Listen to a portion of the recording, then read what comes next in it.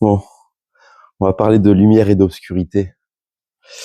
Un sujet fort intéressant, mais vous avez compris pourquoi lumière et obscurité, parce qu'on a quelques jours de Hanouka.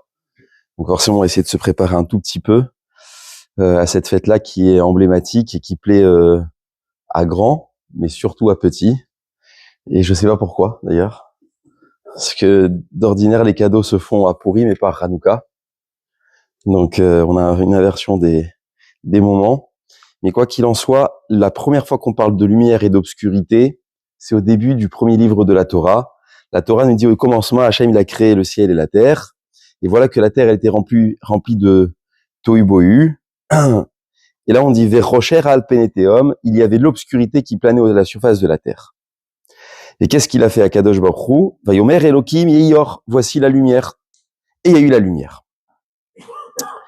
De quelle obscurité parle-t-on? De quelle lumière parle-t-on? C'est un grand débat dans nos commentateurs, parce que l'obscurité, aujourd'hui totale, comme la Torah le décrit, c'est plus que nous avons. Aujourd'hui, Baruch Hashem, merci mon Dieu, il y a la lune. Ça éclaire un tout petit peu, mais ça éclaire. Ça s'appelle un luminaire, la lune. Elle est éclairée certes par le soleil, mais ça s'appelle un luminaire. Ce qui m'intéresse ici de constater, c'est que c'est pas seulement une absence de lumière, l'obscurité, c'est qu'il y a un autre point. Il y a l'obscurité qui existe et il y a la lumière. Nous, aujourd'hui, nous définissons l'obscurité par une absence de lumière. À l'essence même de la Torah, il y avait une création qui était l'obscurité et on va créer la lumière. Et on avait au tout début, nos maîtres nous disent que la lumière et l'obscurité n'ont pas été séparés, n'ont pas été distincts. Ils étaient mélangés. Je ne sais pas comment on pourrait vivre dans un monde où l'obscurité et la lumière se génèrent au même moment. On n'aurait plus la nuit, on n'aurait plus le jour, et on aurait une ambivalence à un moment donné du temps, sans avoir dans la temporalité la réalité du moment. C'est-à-dire qu'on aurait une absence du temps, du moment. Et avoir la distinction du soleil et de la nuit, alors ça nous permet à nous d'avoir un présent vraiment précis. Ça, c'est le premier point. Le second point que je vais aborder avec vous, donc tout d'abord, c'est cette création-là même de la lumière. Akadosh Baruch Hu, il a voulu créer de la lumière. Vous savez qu'il y a des endroits dans le monde où il existe des périodes où il n'y a pas du tout de jour. Les nuits blanches. Exactement. Et c'est un problème pour nombre de personnes qui pourraient s'y trouver, parce que la nuit n'est pas la nuit, ou le jour n'est pas le jour, et c'est très déstabilisant de ne pas savoir le moment. Alors certes, je prends la montre, mais si je lis 22 heures et qu'il fait jour, ou bien que il est 3 heures et qu'il fait nuit, je comprends pas où je me retrouve et je comprends pas où je me situe. D'autre part, Hachem a voulu créer un système dans le monde dans lequel on vit, la surface de la Terre, lorsqu'on la regarde, elle a des temps. Lorsque je vais d'un côté, j'ai plus 1 heure, plus 2, plus 3, plus 4, plus 5. Et lorsque je vais dans le sens inverse, j'ai -1, -2, -3, -5, jusqu'à -12 heures. Et lorsque je fais la surface de la Terre, eh bien, j'ai 12 heures d'un côté, 12 heures de l'autre, ce qui correspond aux 24 heures que nous avons dans la journée. Pourquoi le monde a-t-il été créé de cette manière-là? La réponse, elle est simple. C'est que lorsqu'il y a des personnes qui dorment, parce que c'est la nuit, alors au même moment, il y a des gens qui se lèvent et qui vont commencer leur journée. Hachem a voulu ce système-là, parce que si la Torah venait à manquer un seul instant, un seul moment, une seule seconde dans le monde s'arrêterait de tourner. C'est la destruction du monde. Alors en permanence, la Torah est étudiée. Quelle que soit la surface de la Terre, il y a des personnes qui se lèvent au moment où moi je dors, et ainsi de suite. Le monde va de ce système-là en système par rapport au temps et par rapport surtout à la lumière et à l'obscurité. Maintenant que nous avons dit ce que la Torah avait à dire, certes, dans un temps très court, je voudrais aborder avec vous un sujet profond dans le Maharal de Prague. Le Maharal, il a écrit un livre qui s'appelle Ner Mitzvah, que la lumière soit, ou c'est la lumière est une mitzvah, liée à la fête de Hanouka. C'est un livre qui a été traduit dans la langue française. Le Rav Benjamin Gross a traduit son livre, que j'ai devant les yeux d'ailleurs, et on va essayer de s'en inspirer parce qu'il a commenté le Maharal de Prague. il veut essayer ici de définir non pas la lumière pour la lumière, mais donner un sens à la lumière. Et donner également, non pas l'obscurité comme l'obscurité, mais donner un sens à l'obscurité. Vous savez aussi bien que moi, que lorsque on est la nuit, il y a ce qu'on appelle un sens qui s'éveille, qui est propre à la nuit. C'est-à-dire, on a le fantasme qui se crée en disant « quelqu'un peut venir, quelqu'un peut rentrer, qu'est-ce qui peut se passer? Je ne vois pas bien. Comment va se dérouler la nuit ?» En tout cas, on a une appréhension de la nuit. Et lorsque nous étions enfants, eh bien, nos parents, avec la peur qui était générée à l'intérieur de moi, m'allumaient une petite lumière et permettaient ainsi de calmer, eh bien, l'ambiance qui nous entourait, afin que la lumière puisse nous donner une sérénité certaine. Eh bien, dans Hanouka, on ne fête pas la victoire militaire. Nous avons mis en symbole la lumière de Hanouka. La Hanoukia est allumée dans toutes les maisons juives à travers le monde. Et le miracle que nous avons mis en relief, c'est plus le miracle de la lumière que le miracle de la guerre. Pourquoi? Parce que le Maharal explique, le sens même de Hanouka, c'est pas la guerre, mais au contraire le dévoilement de la lumière divine. Et là, ça nous donne un deuxième point, c'est qu'il y a de la lumière, comme nous sommes entourés, mais il existe également un autre point qui s'appelle la lumière divine. Tout à l'heure, dans un des cours qu'on distribuait, on enseignait, un rave enseignait la chose suivante. Il disait un jour, je regardais dans l'œilleton de la porte comment mon maître vivait à l'intérieur de sa maison. Et j'avais l'impression de voir un malach, un ange, comme c'est écrit dans la Torah au sujet de Moshe Rabbeinu, lorsqu'il vient au Klal Israël après avoir reçu la Torah, on a dit Keren Orpanav. Son visage était éclairé. Qu'est-ce que ça veut dire? C'est-à-dire qu'il y avait une lumière en lui. Il y a des gens, lorsqu'on les regarde, il y a l'obscurité qui règne en eux. Et d'autres, ils rayonnent. Qu'est-ce que ça signifie? Qu'est-ce que ça veut dire? En fait, le Maharal veut développer qu'il y a une lumière, certes, qui résiste et qui règne à l'intérieur de ce monde, mais il y a une autre lumière qui permet de dévoiler le divin. C'est ce qu'on appelle le hasard ou mettre Dieu dans nos vies. Le hasard, c'est l'absence de lumière. Lorsque vous dites à quelqu'un « tu es tombé malade par hasard », il est dans la détresse. Lorsque vous lui dites « il y a un Dieu sur terre et voilà qu'il peut te guérir », vous lui avez donné de la lumière. Vous lui avez apporté dans son obscurité une certaine lumière. Et le Maharal veut développer cette idée très profonde que le dévoilement qu'on met à Hanouka, c'est justement la lumière divine. Ce qui implique un deuxième point. Les Grecs n'ont pas fait une guerre physique. Ils ont fait une guerre spirituelle. C'est-à-dire le but des Grecs était de montrer que tout ce qui se passe ici dans le monde n'était pas lié au divin, mais lié à l'homme. D'ailleurs, la culture grecque, la culture du corps, les Jeux olympiques, la beauté du corps, c'est uniquement pour l'homme. Il n'y a pas de divin là-dedans. La sagesse est humaine, n'est pas divine. Et donc c'était cette guerre-là que nous avons vécue entre les Grecs et les Bnei Israël, repousser le divin ou mettre le divin parmi nous. Et c'est là où on va parler maintenant d'obscurité. Les Grecs ont voulu obscurcir les yeux d'Israël en disant il n'y a rien, il n'y a pas de divin ici. Et les Bnei Israël, qu'est-ce qu'ils ont essayé de faire? De mettre du divin dans l'événement qu'ils étaient en train de vivre. En version plus française, ça donne je déprime, c'est obscur dans ma vie. Et il y a une expression très jolie en français, je vois tout noir. Je broie du noir. C'est quoi je broie du noir? C'est qu'il n'y a plus de divin, il n'y a plus d'espérance. Lorsque je mets de la lumière, c'est lorsque je pense qu'il y a un Dieu, et donc il y a de la lumière, et en permanence, je vais rayonner. Quel que soit l'événement, je sais qu'il y a le bon Dieu. Hier soir, le Rav Arouche disait dans un cours, il faut dire merci Hachem, merci Hachem, merci Hachem.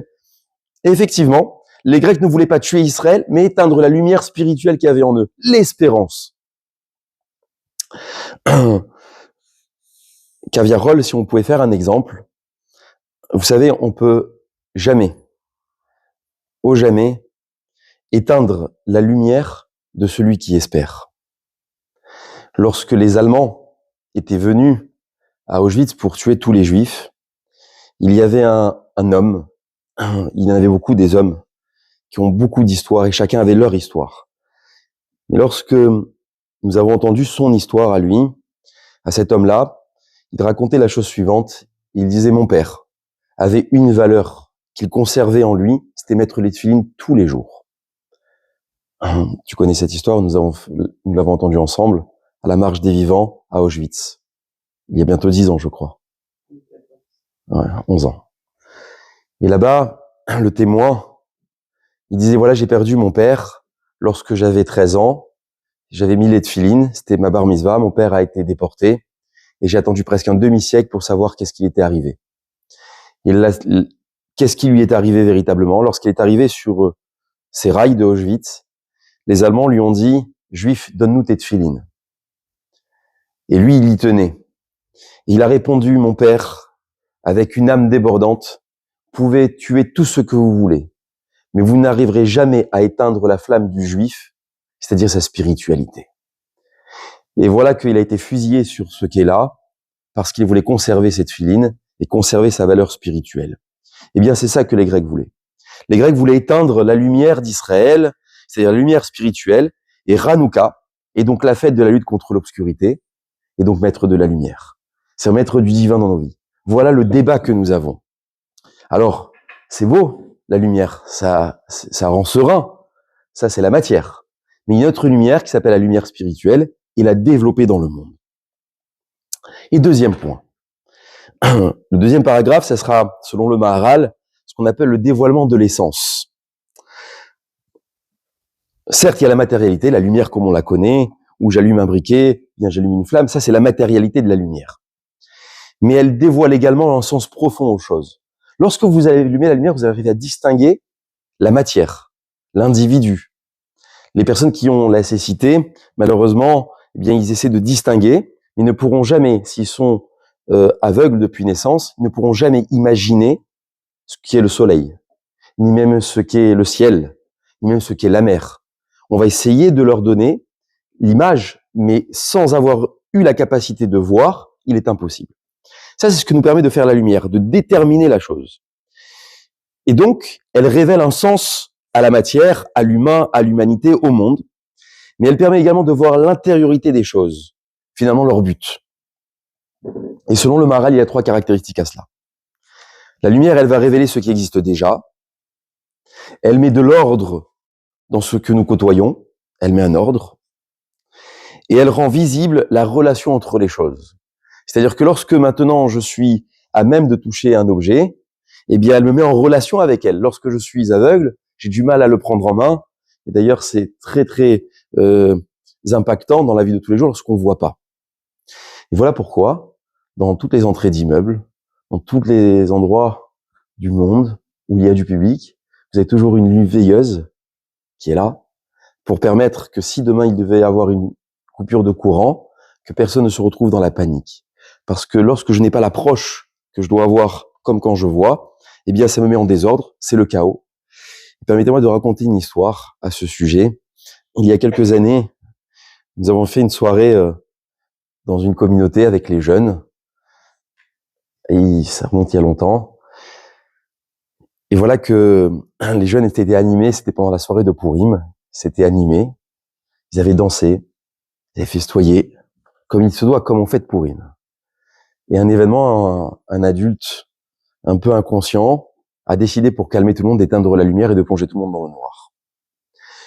Mettez 200 personnes dans le noir complet, ce que ça va produire dans l'esprit de n'importe lequel d'entre nous. Ils sont tous levés en cherchant la lumière, donc l'issue. Et bien sûr, ça a créé un désordre, un très gros désordre. Ça a créé un piétinement, ça a créé des bousculements, ça a créé des blessés. Et c'est ce que veut dire le Maharal. La lumière met de l'ordre dans ce qui semble chaotique. Donc Akadosh Baruch Hu, lorsqu'il a voulu créer le monde, il y avait ce qu'on appelle le chaos, l'obscurité. Il a dit, je vais injecter de la lumière. Mais cette lumière-là, certes, qui est physique et qui est matérielle, elle doit nous permettre de déterminer et de donner un sens à cette matière-là. Où est-ce que je vais? Où est-ce que je me dirige? C'est que lorsqu'il y a de la lumière. Un jour, avec mon épouse, on prenait la route pour aller à Paris. Et on prenait la route souvent de nuit. Bon, il y a moins de camions, il y a moins de voitures. C'est vrai de rouler plus tranquillement. Et voilà qu'à un moment donné, l'électronique, la modernité, comme on l'appelle, elle n'est pas fiable. À un moment donné, toute la voiture continue à rouler, mais tout s'est éteint. Plus de phare, plus de GPS, plus d'écran, plus rien. Dans le noir complet. Sur l'autoroute. Là, qu'est-ce que vous faites? Je freine. Il n'y a même pas de... Il n'y avait rien. La peur, elle régnait à ce moment-là. J'ai dit, il faut que tu ouvres la vitre et que tu entendes au bruit que lorsqu'on va être sur les bandes d'arrêt d'urgence, si on est sur la bande numéro 1, numéro 2, numéro 3, et comme ça, on nous a mis sur la voie d'arrêt d'urgence pour essayer d'attendre. On a éteint le contact, on a rallumé, ça s'est rallumé. Merci mon Dieu, la lumière était là. On a pu atteindre à bon port l'endroit où on devait se retrouver. La lumière permet de rendre visible et d'avoir une relation entre les choses. Un point A à un point B. Et voilà qu'on arrive à un troisième point. La Torah, elle est appelée lumière. La Torah, elle s'appelait lumière. Lumière, pourquoi? Parce qu'elle vient révéler le sens divin. Il y avait un rave, un jour, qui connaissait rien à la Torah. Il va à la bibliothèque municipale d'Israël. Et comme dans toutes les bibliothèques, vous savez, vous avez plein de livres. Plein de livres. Et il voit un livre, il n'était pas du tout pratiquant. Et pas du tout pratiquant. Il faisait rien. Ni Torah, ni mitzvot, ni Shabbat, ni Kashrut, ni Tfilin. Attendez. Oui, c'est devenu un rave. C'est un rave. Aujourd'hui, c'est un rave. C'est un rave grâce à la bibliothèque. Il va à la bibliothèque, il était très cultivé, il avait fait de hautes études, mais il connaissait rien à la Torah. Il va à la bibliothèque, il voit écrit Shulchan Aruch. Shulchan Aruch, vous savez ce que c'est? C'est littéralement la table dressée. Alors lui, il dit, il y a un livre de cuisine dans la bibliothèque. Intéressant. Je vais l'ouvrir. Mais ce qu'il ne savait pas, c'est que dans la Torah, le Shulchan Aruch, c'est, on dresse la table, c'est les lois que nous devons pratiquer. Pour pouvoir être un homme dans le monde ou dans la vie, il faut savoir qu'est-ce qu'on doit faire. Alors il faut dresser une table. Voilà comment qu'est-ce qu'on attend de toi dans ce monde. Alors il ouvre le livre à la première page, et il voit, il faut se lever comme un lion le matin. Et il voit, il faut servir le Boréolam, servir le Créateur. Et il découvre ce livre-là. Il ne va pas le lâcher pour devenir finalement un rave. Je donnerai pas son nom ce soir, un rave très très réputé, puisque c'est lui qui a raconté ça. Je ne sais pas s'il veut qu'on divulgue son nom à travers son histoire. Mais quoi qu'il en soit, grâce à un livre, la vie qu'il avait a pris un autre sens. Et il dit dans son cours, lorsqu'il révèle comment il a fait tchouva et qu'il est devenu un rave, il a dit, ce livre-là a mis de la lumière dans ma vie. Je pensais au quotidien qu'il n'y avait rien d'autre que le hasard, que la matérialité, que la science, que le savoir. Et finalement, ce livre-là m'a éclairé d'une autre manière. Et là, ça nous amène au troisième point de notre cours. Les Grecs. Vous savez, être intelligent, c'est magnifique. On peut être, aveuglé d'intelligence. Être dans l'obscurité avec l'intelligence. Ce sont les Grecs. Il y en a, ils sont dans la lumière, ils sont peut-être moins intelligents, mais ils sont dans la lumière. Il y en a, ils sont intelligents et ils ont la lumière. Mais les Grecs, ils avaient une obscurité intelligente. Qu'est-ce que ça veut dire? Les Grecs, ils n'étaient pas faibles du tout. Il y a un courant chez les Grecs qui s'appelle la pensée grecque. La pensée, la philosophie grecque. Vous savez ce que c'est la philosophie? C'est mettre en état un monde plat. Horizontal. Il n'y a rien. Il n'y a pas de Dieu. On compte sur nous et c'est nous qui faisons et Dieu, non, c'est quelque chose qui n'existe pas. Il dit le Maharal de Prague, cette définition-là de la vie, elle est juste superficielle. Vous imaginez que la vie n'a pas de but s'il n'y a plus de divin. Quoi, je mange, je bois, je dors, je me lève, je vais travailler, je rentre à la maison. Comme ils disent les Parisiens, métro, boulot, dodo. C'est très déprimant. Par contre, les Bnei Israël, au moment des Grecs, ils ont dit, vous voulez nous obscurcir avec votre pensée, nous mettons du divin à l'intérieur de nous. Nous essayons de mettre de la lumière. Et voilà que ça devient maintenant un point philosophique. La sagesse, elle peut conduire à la lumière, mais elle peut conduire également à l'obscurité. Combien nous avons eu de philosophes donner de grandes idées et vivre comme des gens très très lointains. Et nous avons vu des gens qui étaient avec une sagesse mémorable, exceptionnelle, et voilà qu'ils ont amené de la lumière dans le monde. Avec une sagesse, on peut révéler les sens. Et c'est là où ça va devenir très pertinent. L'essence. C'est quoi l'essence? Pas l'essence... L'essence, c'est la source. Un Ben Israël, il a toujours besoin de savoir quelle est la raison des choses. Le ta'am, le goût. Lorsque les mamans font les chalotes, ou la daf, il y a jamais la même recette dans la dafina. Jamais. Et souvent, on demande la recette. Alors, la recette, pommes de terre, pois chiches, du riz, du blé, la viande. Non, mais ça, tout le monde le fait. La vraie recette, bah, c'est ça. Non. C'est quoi ton secret? C'est quoi le secret? C'est qu'est-ce que tu mets dans le goût en plus? Quel est le ta'am? Le ta'am se dit la raison. La raison, c'est-à-dire que je ne cherche pas la superficialité de la chose, je veux aller encore un peu plus loin. Tu m'as donné la base, ça me convient très bien. Ça, c'est la lumière. La lumière, elle monte la daf, elle est jolie la daf. Mais je veux savoir qu'est-ce qui se cache derrière. C'est mettre une lumière supplémentaire. Ils voulaient pas détruire Israël, les Grecs.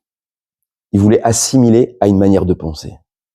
Et aujourd'hui, ce combat, il est encore présent, il est actuel. On veut penser comme un Grec. Il n'y a pas de Dieu, il n'est pas présent. Finalement, on veut plus savoir la raison. Et finalement, on est obscur dans nos vies. Et lorsqu'il nous se passe un événement, on dit « Ah, il s'est passé quelque chose ». Mais as-tu mis de la lumière à l'intérieur? As-tu cherché une raison à cela? Est-ce que tu as ramené cela à l'essence, au divin? Ne pensez pas que ce qui nous arrive dans nos vies, c'est le hasard. Il n'y a pas de hasard. Vous savez ce qu'il a fait Hachem? Il y a un homme. Écoutez bien. Il y a un homme qui a osé critiquer Dieu. Critiquer Dieu. Il a demandé qu'est-ce qu'il fait le bon Dieu? C'est notre ami Bilam. Il est sympathique celui-là. Très sympa. Bilam, il a critiqué Dieu. Il a dit qu'est-ce qu'il fait le bon Dieu depuis qu'il a créé le monde? Vous savez ce qu'il a fait le bon Dieu? Il dit le bon Dieu depuis qu'il a créé le monde, il s'ennuie pas. Tous les soirs, il rentre dans toutes les chambres à coucher des papas et des mamans et il attend qu'un tzaddik va naître ou une tzadékette. Alors Bilam, il dit quoi le bon Dieu? Il s'intéresse à ce genre de choses. Immédiatement, il est devenu aveugle. Immédiatement, il est devenu dans l'obscurité. Penser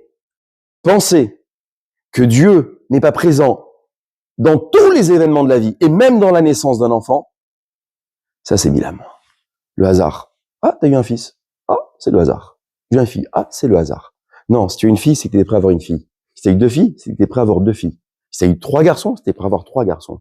Et si t'en as eu qu'un, t'es prêt à avoir qu'un. C'est la mission que Dieu t'a confiée.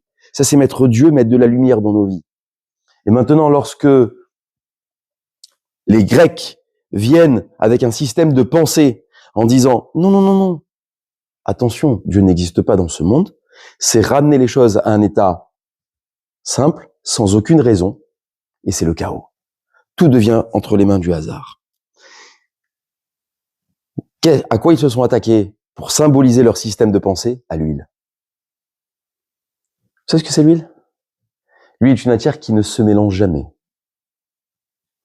Et l'huile, lorsque vous la mettez dans n'importe quel endroit de nourriture, ou en tout cas qu'elle se mélange à un autre liquide principalement, elle va où l'huile? En bas ou en haut? En haut. Pourquoi? Elle dit regarde en haut. Il y a du divin. C'est-à-dire qu'ils sont attaqués à un élément pour nous faire prendre conscience qu'il n'y a pas de divin. Et nous, qu'est-ce qu'on fait? On prend de l'huile à Hanouka et on dit on va allumer avec de l'huile. On a voulu sauver une huile parce qu'on veut mettre du divin. D'ailleurs, permettez-moi de faire juste une petite parenthèse, très brève. C'est très dur de ne pas se mélanger aux nations du monde. Quand je dis mélanger, ça veut pas dire ne pas vivre au milieu des nations. Ça veut dire ne pas s'assimiler aux nations du monde. C'est très très difficile. Et nous sommes, nous, comparés à l'huile. L'huile et l'eau ne se mélangent pas. On cohabite ensemble, mais on ne se mélange pas. L'huile est en haut, l'eau est en bas. On allume les nérodes du Shabbat, l'huile en haut, l'eau en bas. Les nérodes de Hanouka, c'est pareil, avec de l'huile. Eh bien, vous savez que ce mélange-là, si on est comparé à l'huile, on aurait pu penser que du vivant, effectivement, on ne s'assimile pas. Mais même dans la mort, on a des quartiers juifs. On aurait pu dire on enterre n'importe où. Non, il faut un carré juif. Même là, on nous mélange pas. Même là, on est de l'huile. Même ici. C'est étonnant. La Torah, jusqu'où elle nous a demandé d'avoir des exigences sur cette assimilation-là, même dans la mort. Et donc, si maintenant nous traduisons les mots des Grecs, ils ont rendu impures toutes les huiles qu'ils ont trouvées. C'est ils ont donné l'impureté à toutes les huiles, ce qui veut dire retirer le lien entre la sagesse et le divin. Il y a une sagesse, mais il n'y a pas de divin derrière la sagesse. Il n'y a pas de Dieu dans nos vies. C'est ça l'impureté de l'huile. Il y a une mara très intéressante que je voudrais partager avec vous, qu'on a déjà citée à droite et à gauche, une mara très connue. Il y a Hanouka. Ravuna dit, quiconque allume régulièrement, nous avons parlé de ça un peu la semaine dernière, quiconque allume régulièrement les nérotes de Shabbat et de Hanouka, il sera récompensé d'avoir des enfants tzaddik. Tzaddik. Sympathique, hein? C'est très sympathique. Quiconque accomplit scrupuleusement la mitzvah de la mezouza, il aura une belle maison. Une très belle maison. Je lisais dans Ilrot Mezouza une histoire d'un rave. Un jour, il habitait une maison en Israël, une belle maison. Et à chaque fois que les gens y rentraient dans sa maison, il y avait un portail extérieur et il y avait la porte de la maison. Et à chaque fois qu'ils rentraient, le portail extérieur, soit il s'ouvrait pas, soit un jour il y en a, il avait la poignée dans la main. C'est pas possible. Il faisait venir un réparateur. C'est pas possible. Un jour, ça lui dit, chérie, écoute, regarde la mezouza de la porte. Et la mezouza, elle est là. Il vérifie la mezouza juste de la porte de l'extérieur. Il n'y avait plus rien dans la mezouza. Il y avait un parchemin blanc. Tout blanc. Il n'y avait même plus une lettre décrite. Pourquoi? Parce qu'en étant à l'extérieur, elle n'est pas suffisamment protégée par les intempéries et par la pluie, par le vent et par le froid et le chaud. Et tout s'était effacé. Alors qu'est-ce qu'il a fait? Il a pris un boîtier spécial pour dehors. Il a bien emballé. Il a remis la mezouza. Le portail n'est pas redevenu tout neuf d'un coup. Mais depuis, le portail, il va bien. C'est quoi faire attention à la mezouza? C'est qu'est-ce que tu as mis devant la porte? Juste pour faut donner une petite histoire, parce que le monde non juif ne comprend pas ça. Un jour, avec mon épouse, on a fait des travaux à la maison, pas très longtemps, et voilà que ceux qui faisaient les travaux, on a oublié d'enlever les mezouzotes. Alors, oublié. Alors, ils devaient peindre, ils devaient refaire les portes. À un moment donné, donc, ils nous préviennent pas qu'ils avaient enlevé les boîtiers, ils nous préviennent pas. Ils enlèvent les boîtiers. Bien sûr, quand on enlève le boîtier, des fois, au dos, t'as pas de réceptacle et le parchemin tombe. Bon, nous, on n'est pas à la maison, c'est pas ce qui se passe. On revient à la maison. L'architecte, il nous dit, écoutez, j'ai tout fait. J'ai même remis les boîtiers. Mais le mode d'emploi, je l'ai mis à la poubelle. Je dis, quel mode d'emploi? Je dis, à l'intérieur du boîtier, il y avait un mode d'emploi. C'est pas compliqué à accrocher. Ça, c'est comprendre qu'il y a juste de la matière, il n'y a pas du divin. Chez nous, la matière n'est juste un boîtier. Mais ce qui compte, c'est pas le boîtier. Ce qui compte, c'est le divin qu'il y a derrière. La mezouza, le parchemin. Ça fait rire, mais moi, j'ai pareil. J'ai fait les poubelles. Tov, tout ça pour vous dire que la matière n'est pas là pour la matière, elle est là pour révéler le divin. Et donc, la mezouza, j'aurai une belle maison. Quiconque fait attention à ses tzitzit, à son talit, un beau talit, on l'a dit la semaine dernière, aura de beaux habits, de très très beaux habits, de très très beaux habits. Vous devez avoir un talit du Shabbat, messieurs, un talit des fêtes, un talit de la semaine. C'est important, c'est important. La semaine, il y a un talit, le Shabbat, il y a un talit, les fêtes, il y a un autre talit. C'est très très important. Et peut-être un talit à la maison, on ne sait jamais si un jour vous êtes en voyage ou en déplacement. Voilà, c'est important d'avoir un beau talit, pas un petit talit. Un jour, il y a un monsieur, il m'a dit, Rav, j'étais en Israël. Qu'est-ce que ça coûte cher les talits? 150 €. C'est cher. Je vous donne la réponse que j'ai dû lui donner. Je lui dis, moi, quand tu vas dormir à la fin de ta vie, qu'est-ce qui va te couvrir? Ton talit. Tu vas mettre 15 000 dans le cercueil, tu peux mettre 150 € pour ce qui va te couvrir. Ah, je n'avais pas pensé comme ça. Ben maintenant, tu vas acheter un beau talit. Un très beau talit. On part avec ça, on part avec nos tzitzit. Un beau talit donne de beaux habits. Et enfin, quiconque fait attention à réciter le kidouche, à faire avec du beau vin, il va y avoir une belle bouteille. Ouais, d'ailleurs, j'ai demandé à Superka, à d'autres magasins, voir si ça avait changé depuis la semaine dernière, si vous avez acheté du bon vin. Il m'a dit non, ça n'a pas augmenté, toujours des bouteilles à 2 €. Il faut acheter du bon vin, ou du bon jus de raisin, si ceux qui sont allergiques au vin ou qui ne supportent pas le vin. Aura, la Gemara nous dit, plein de barils de vin dans la maison. Ça, je vais devenir riche. Riche. Là, j'ai acheté la semaine dernière. Qu'est-ce que cette Gemara nous dit? Nous dit le Maharal de Prague. Il y a beaucoup de questions ici. Beaucoup de questions soulevées.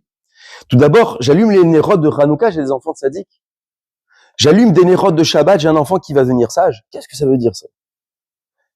Qu'est-ce que ça signifie? J'allume, j'ai un enfant de sadique. Qu'est-ce que ça veut dire? J'ai mis une mezouza, j'ai une belle maison. Alors, on va tous acheter des belles mezouzotes, un beau boîtier, et demain matin, lorsque je me lever, apparemment, ma maison va changer. C'est ça que ça veut dire. Comment ça se traduit au quotidien?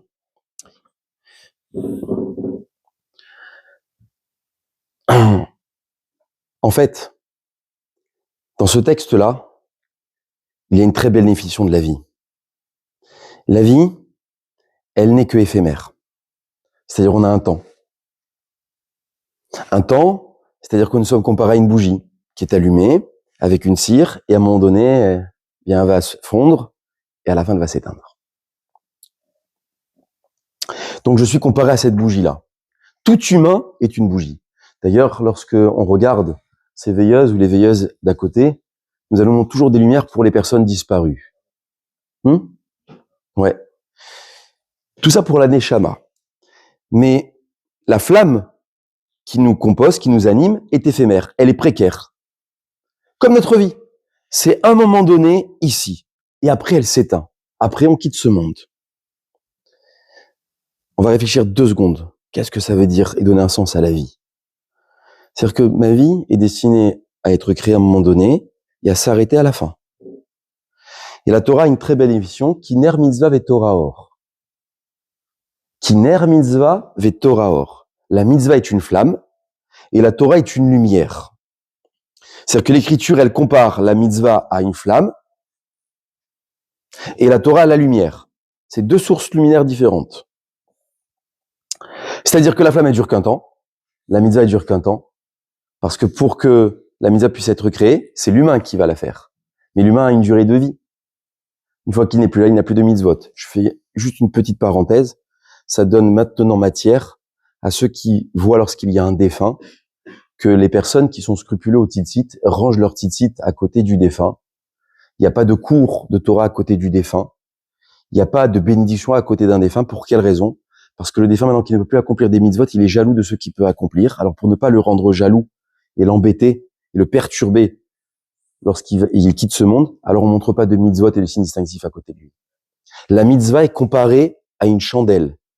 Comme l'humain, c'est cette mitzvah-là. Elle a une durée limitée.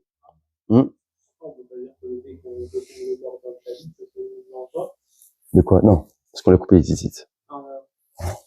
Exact. La mitzvah protège l'homme durant un moment. La mitzvah protège un moment. Dans cette vie-là, elle protège un moment. 100 ans, 120 ans.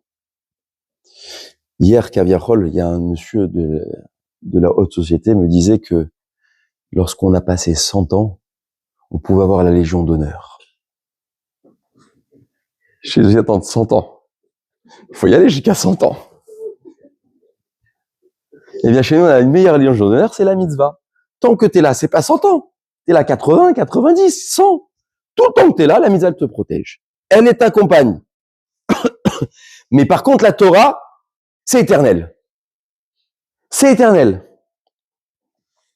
Ce monde-là, pour nous, est également comparé à une chandelle.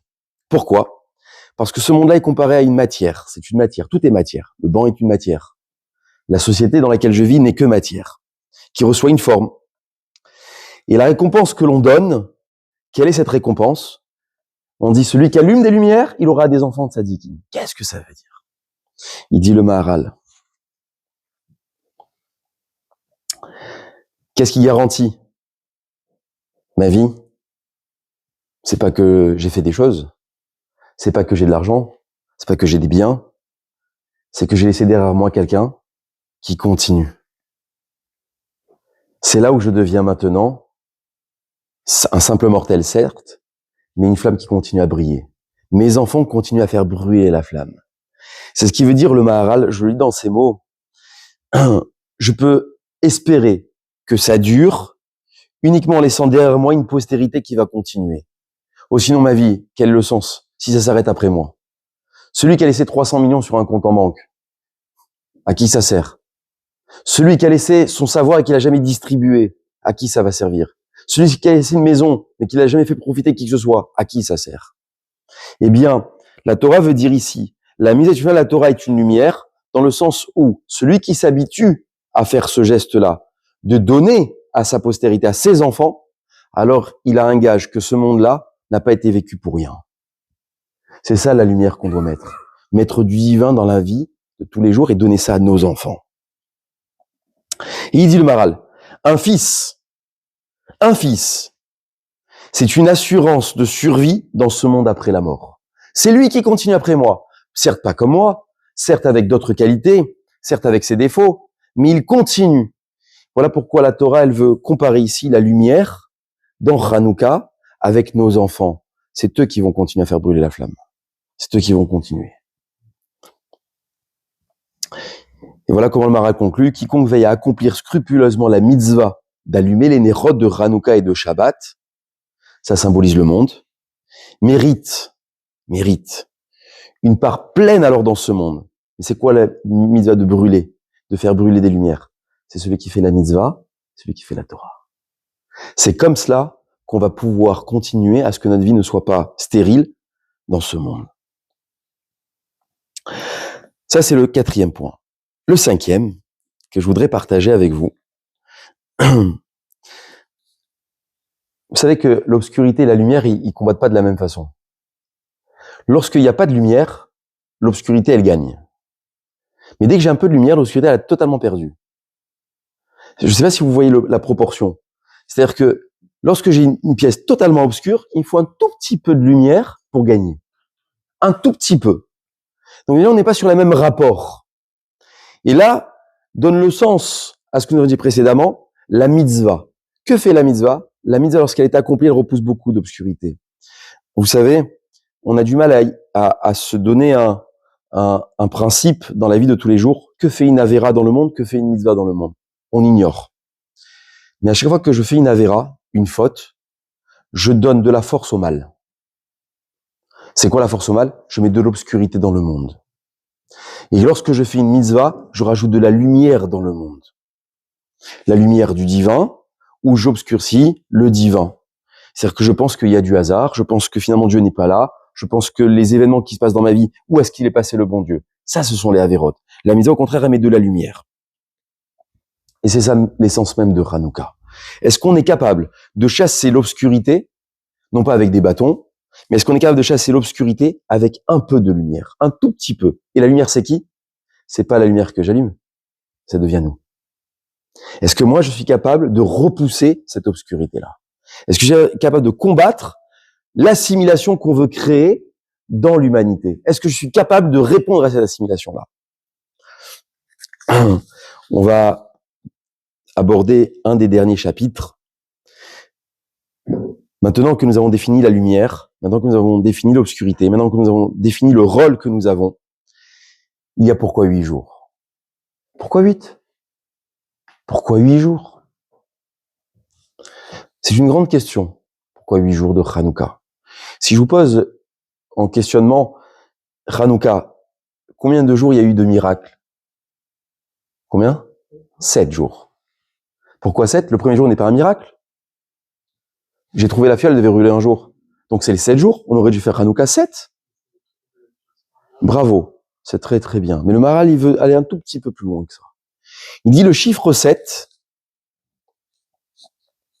Le chiffre 7 représente ce qu'on appelle l'ordre naturel des choses. Il y a 7 jours dans la semaine. Et après, on recommence un nouveau cycle.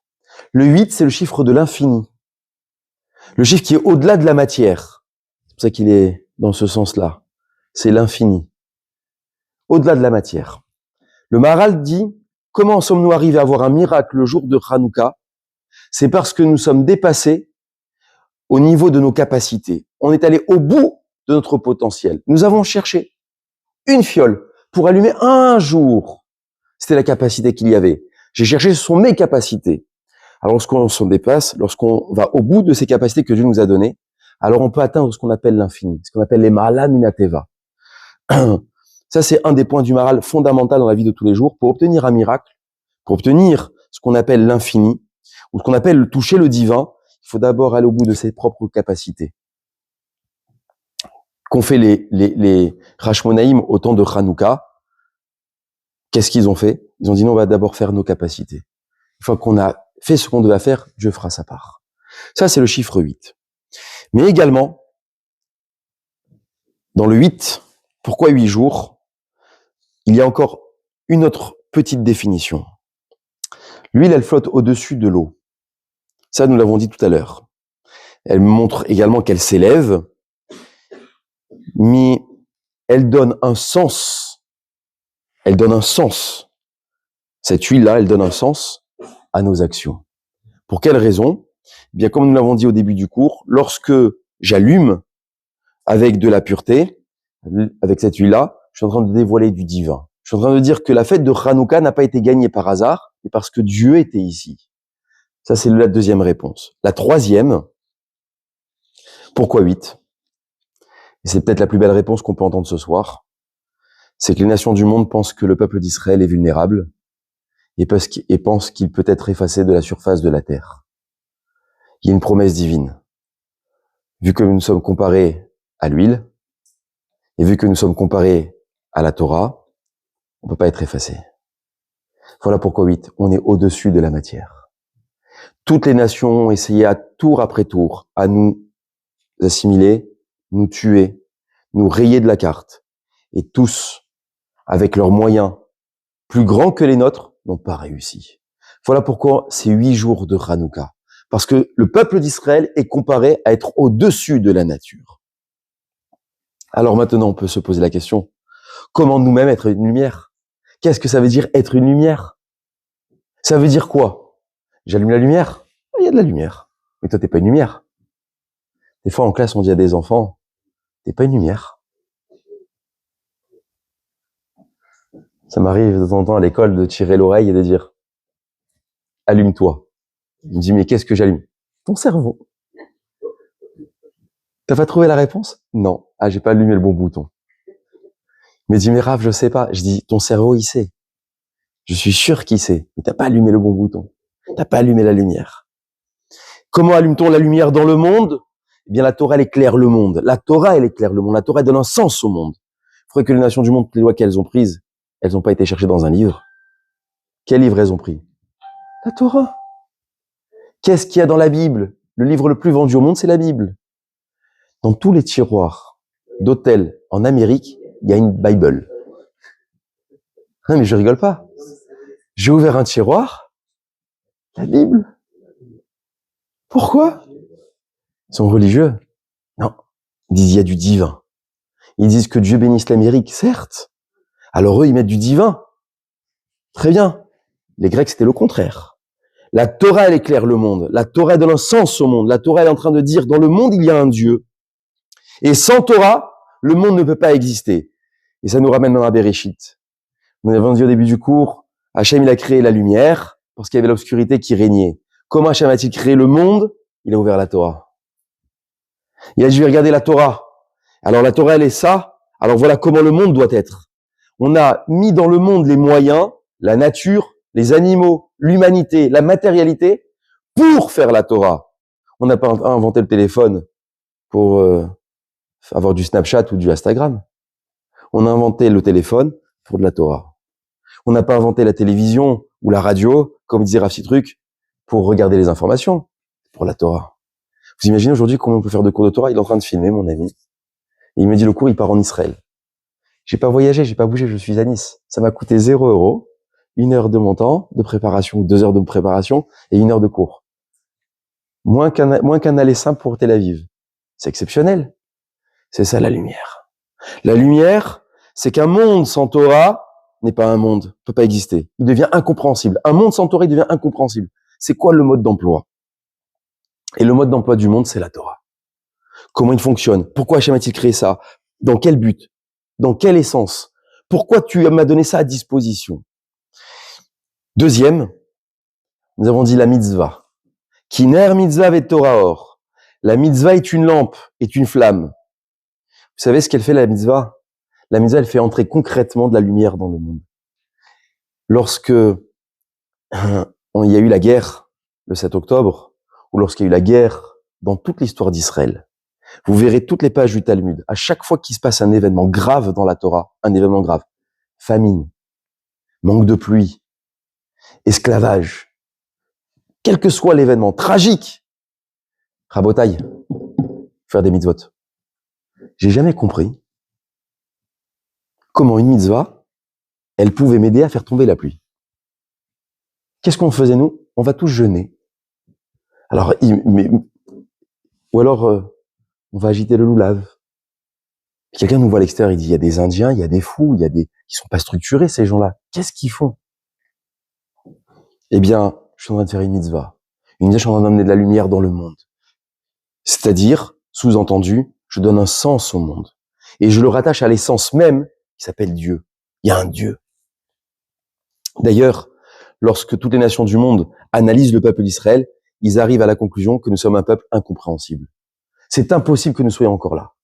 Si ce n'est grâce au divin. Nous sommes le peuple qui sommes rattachés au divin. Par quel moyen? Mitzvah et Torah. Enfin, un juif doit être porteur de lumière. C'est quoi être porteur de lumière? Vous savez que la déprime, c'est pas un mot thoraïque. D'ailleurs, il n'y a pas de psychologue ou psychanalyse. Il n'y a pas. C'est-à-dire quoi, il n'y a pas? Les gens, ils dépriment pas? Non.